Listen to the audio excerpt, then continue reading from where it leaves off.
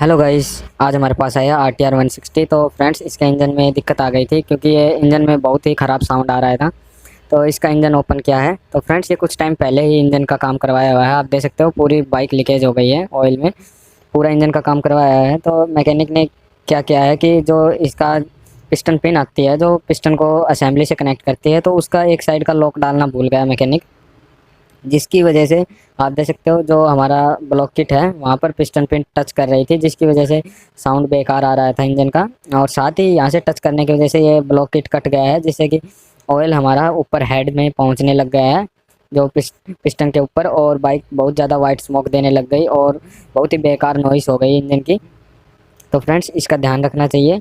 ये कुछ टाइम पहले ही काम करवाया हुआ है इंजन का, और ये RTR है 160। तो फ्रेंड्स, ऐसी गलती ना करें। कभी भी आप अगर इंजन का काम करते हो तो ध्यान रखना चाहिए कि हमें जो पार्ट्स जहाँ पर लगाने हैं वो फिक्स हुए हैं या नहीं हुए। तो फ्रेंड्स, इसी तरह की इन्फॉर्मेटिव वीडियो के लिए हमारे चैनल को सब्सक्राइब करें।